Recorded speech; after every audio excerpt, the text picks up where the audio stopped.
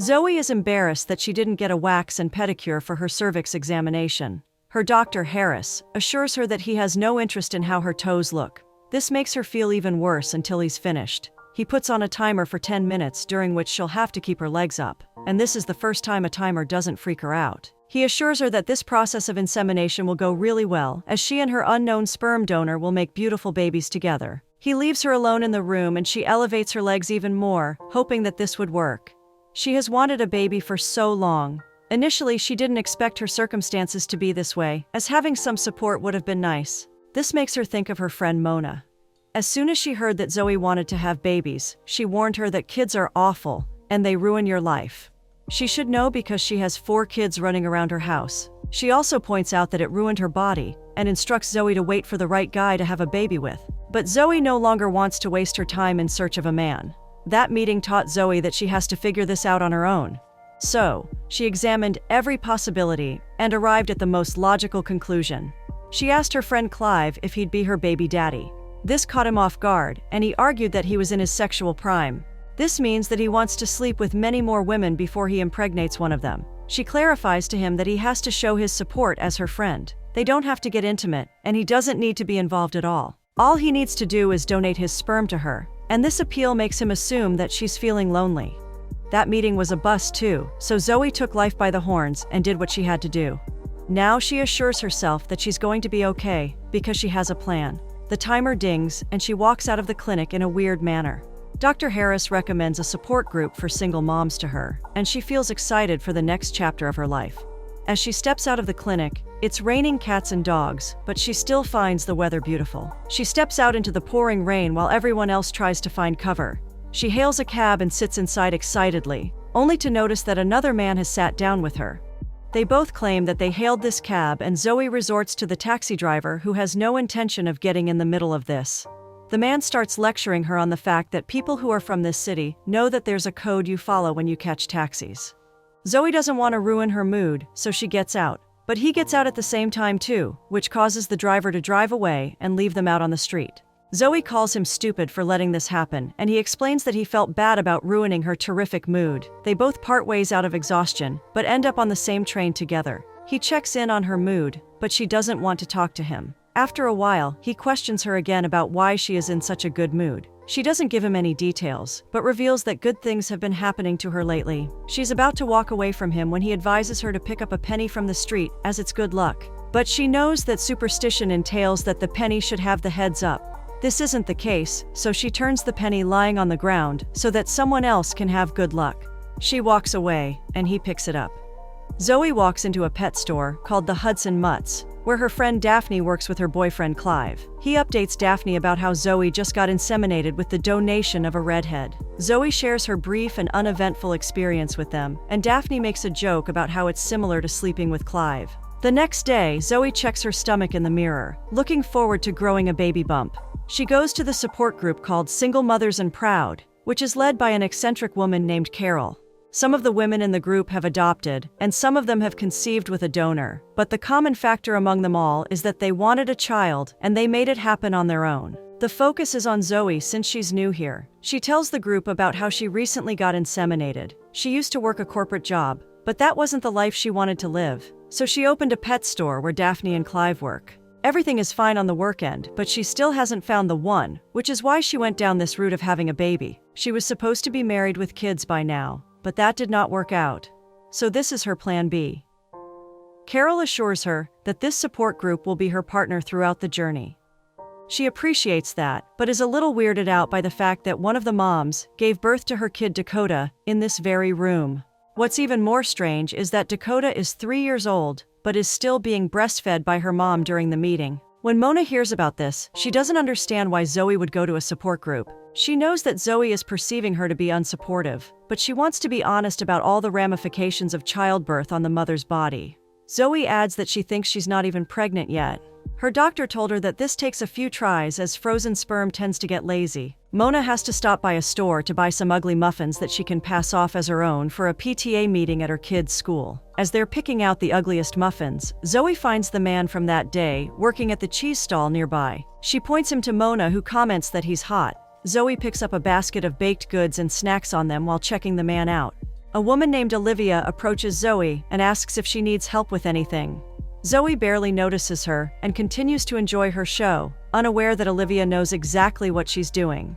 The man walks over to them because he knows Olivia. He notices Zoe too and is pleasantly surprised to see her here. He assumes that she followed him here, and she denies this. Olivia calls her out for eating all her samples, while the man introduces himself as Stan. Mona intervenes and learns that they both accuse each other of stealing their cab. Zoe signals Mona to leave, but Stan offers them a tasting of his cheese. They come over to his stall where he shows them the different types of cheeses he sells until he picks up on the fact that they're bored. He introduces them to Louis, who also works at the stall with him. He offers the ladies a free sample box, but they don't seem so fond of cheese. Olivia stops by again and asks Stan whether she'll see him tonight. Stan awkwardly agrees, which is enough for Zoe to see that he's not available. She goes away from there, while Mona stays to get herself a sample box. Zoe steps into her store one day when Daphne pushes her to spill all the details on this guy Stan, who has called twice, asking about her. Zoe figures out that Mona gave him the number of the store. She answers Clive's questions about Stan, and Daphne observes that Zoe is blushing while talking about him. Zoe orders them to get back to work and not discuss this further because she's not looking for a partner right now. That night, there's an event at Zoe's shop for dog lovers, and Stan shows up there, claiming that this is another coincidence of them running into each other. She tries to dismiss him, but he insists on the fact that she'll find him really interesting. They're disturbing the event, so they're sent out on the street, where she clarifies that she's going through some changes right now, which is why she doesn't want to date anyone. Their bickering makes him realize that they'll never make it as a couple, so he switches strategy. He wants to be friends now, and gives her a proposition that requires very little commitment. He suggests walking together to the same place for takeout, paying for their own meals, and going their separate ways home. So, she takes him to a hot dog place called Gray's Papaya, which Stan doesn't find fair because it takes little time to get food there. Zoe argues that she chose this place because it's the best. He still doesn't believe that she eats all this, so he wants to watch her take a bite in front of him. She eats the hot dogs in front of him and can't believe that he's never been here. He explains that he moved out of New York once his family bought the farm. They retired 5 years ago, and he runs the farm now and sells its products at the farmer's market. Zoe's parents passed away when she was young, and all she has is her grandmother now. She gets up to go home now, but he states that he can't let her walk home alone because this neighborhood is very dangerous, which isn't true. On their walk, they learn more about each other. He tells Zoe all about his cheating ex-wife Anna and how that divorce emotionally scarred him. They talk about their first kisses, and he turns a penny on the ground for her to get good luck. He mentions that if they weren't friends, he'd have kissed her right now. He claims that this would be her best kiss until his cell phone rings. She understands that someone's looking for him and he has to go now. She assesses the situation later with Mona, and they contemplate whether the caller last night was Olivia. Mona mentions that Zoe cares about this because she likes Stan. This scares Zoe as she doesn't know what would happen if she gets pregnant, but right now, she's convinced that she's okay on her own and isn't pregnant. She later gets a call from Stan and takes a pregnancy test afterward, while her dog Nutsy intrusively watches her. The doorbell rings and she quickly rushes to the door, leaving her pregnancy test in the bathroom. Even though she's dressed up for their outing, she instructs Stan to wait for a few minutes. He doesn't understand what's going on, as she seems to be chaotic. She eventually comes back inside the bathroom where Nutsy is holding her test in his mouth. She battles Nutsy for it, and doesn't get her results while Stan overhears all the weird noises from her living room. As they're walking to a restaurant for their date, he compliments her on how beautiful she looks and how much her dress suits her. Then, he teases her for buying a new dress for their date as the price tag is still attached to the dress. She's embarrassed as he helps her take it off, but they both find that moment really endearing. He takes her to a really special, beautifully decorated and romantic dinner, where it's just the two of them. She finds herself speechless for the first time, and the surprises just keep on coming as they're eating pizza in this romantic setting. He learns how she got the pet store, which is quite impressive. After some time, he leans over from across the table to kiss her, accidentally spilling red wine all over her dress. He's still helping her when their dinner catches fire. Zoe uses a garden hose to extinguish the fire, also ruining Stan's clothes in the process. They aren't fazed at all as they start playing around, attacking each other with the water from the hose. They're still chatting merrily as he walks her home. He knows that he owes her another dress and another date, and she agrees. So, he invites her over to his farm next weekend and leaves her with a kiss. When she gets back home, Nutsy throws up and the test indicates that she's pregnant, which is now an unexpected horror for her. She takes it to the doctor where Mona joins her. Dr. Harris doesn't understand why she's so nervous. This isn't exactly an accident. Zoe admits that she didn't know that this would all happen so fast. Zoe later goes to the old age home to see her grandma Nana, who is engaged to a sweet, affectionate man named Arthur. He keeps Zoe company until Nana returns from her morning walk with her friends. Zoe breaks the news of her pregnancy to Nana, who doesn't understand her reaction, considering the fact that she's wanted a baby all this time. Zoe explains that Stan seems special, and now this whole thing will fall apart. She admires how real, funny, and different he is, and doesn't know what to do now. Nana reminds her that she always gets ahead of herself. She advises her to get to know Stan properly first, and spend some time with him before panicking about this. Zoe runs this by Mona, who thinks that he wouldn't have invited her for the weekend if he was dating Olivia. But she suggests she doesn't get intimate with him right now, which will be difficult, because this stage of pregnancy spikes up most women's sex drive. Zoe drives to Stan's farm with Nutsy, promising herself that she'll fix this mess. She's still driving when she watches him drive a tractor shirtless. This sight is so distracting to her that she crashes her car into a tree. She later practices telling him the truth in the bathroom to prepare herself. As she comes out, the smell of the food he's cooking draws her to the kitchen, and she starts eating it from the pot until he catches her. That evening, he shares his dream with her while also admitting that he's not good at following up on things, which is why he doesn't want kids. He's always lived in the present, so he didn't give this much thought. She brings up their future and is about to tell him the truth when he takes her by the hand and leads her to a barn. He discloses that she inspired him to make a new cheese.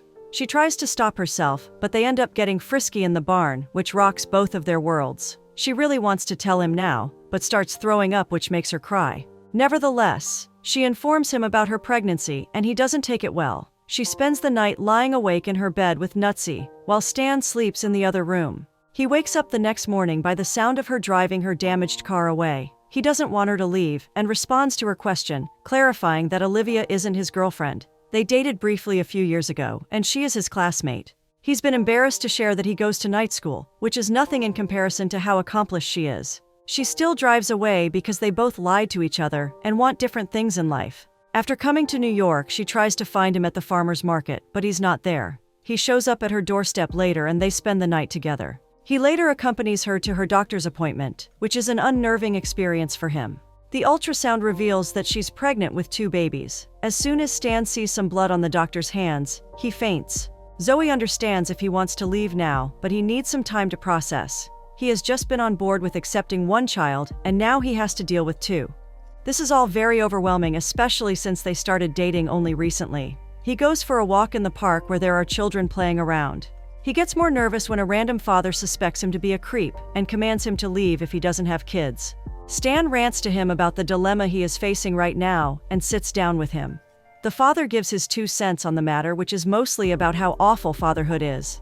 That is until something incredible happens, after which something awful happens again, and this cycle continues on.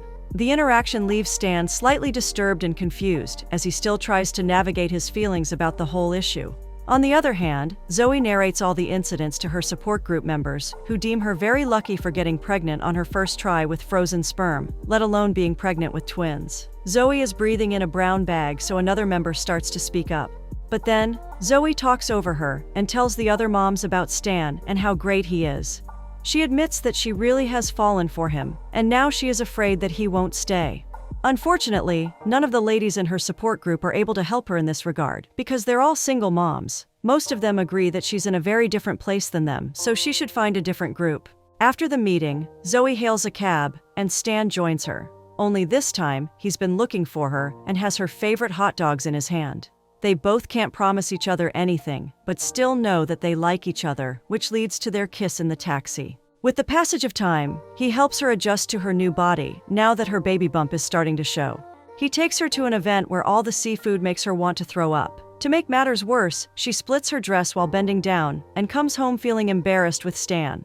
But he is perfect as ever, and rips the dress right off of her because they still have that chemistry. Stan throws her on the bed before he rushes to the bathroom to freshen up. But when he comes back, he finds her fast asleep with her maternity pillow. He starts to despise that pillow and grows jealous of it because that's what Zoe clings to when sleeping at night. Talking more to the dad he befriended at the park teaches him that he'll need a lot more finances to support this family too. Zoe is at the store trying to shop for milk bottles with Nana and Arthur, and none of them have any clue about what to choose. That's when they run into Carol and another lady from the group who provide valuable insight on this. It turns out they never kicked Zoe out, and she's welcome to join them whenever she wants. Stan is trying to study hard for his college when Zoe comes back from her shopping trip. She has bought a huge stroller and more clothes than she needs, which worries Stan even more because he can guess how expensive all of this must have been. They argue because they've both been stressed but make up soon after. She wakes up one night and discovers that he is unable to sleep because he's so tense. He is in the kitchen making pancakes at nighttime, planning how much money he needs to raise this family and how much of it he doesn't have. She comforts him and brings him back to bed where she assures him that they're going to be okay because she has savings. He admits that he misses her, and she promises that she's still in there. This is enough for him to kiss her, throw the pillow in the trash, and spend the night with his girlfriend. Now that he's motivated, Stan attempts to solve many problems like what to buy for the babies and manage his studies. He comes home one night and catches Zoe disliking how much her body has changed. She shows him old pictures from her childhood that night and opens up to him about how her dad walked out on his mom sometime after she got terminally ill. He comforts her that not everyone leaves when they get a call from one of the women from the support group. She is having her baby delivered at home and insists Zoe and Stan stay and watch. Stan waits outside, but Zoe witnesses the live water birth, which is a traumatizing experience for her. The baby's head emerges and the mother wants to see it, so Carol orders Stan to get a mirror. Now Stan also has to watch with Zoe, which is so nerve-wracking for them that Zoe passes out after the delivery. They're going back home the next morning when they run into Olivia, who checks up on Stan.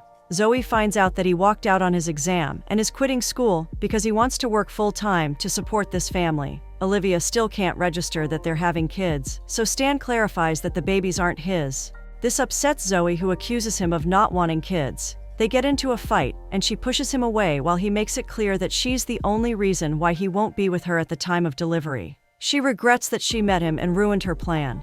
Zoe can't sleep that night, and dumpster dives with Mona to find the pillow. Mona points out that her lack of sleep will be solved once she makes up with Stan, because she made him walk away.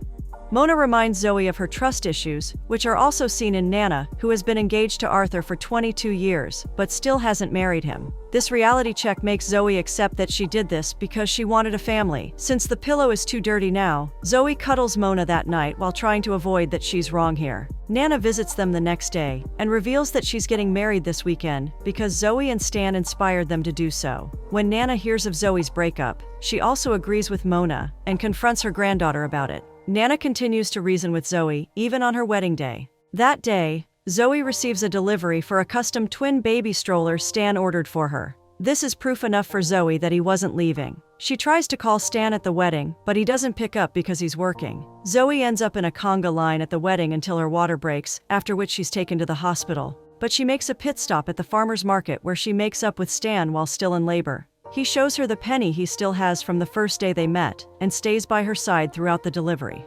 Now, Stan is a proud father to twins, and a business owner who is engaged to Zoe, only to learn that she might be pregnant again.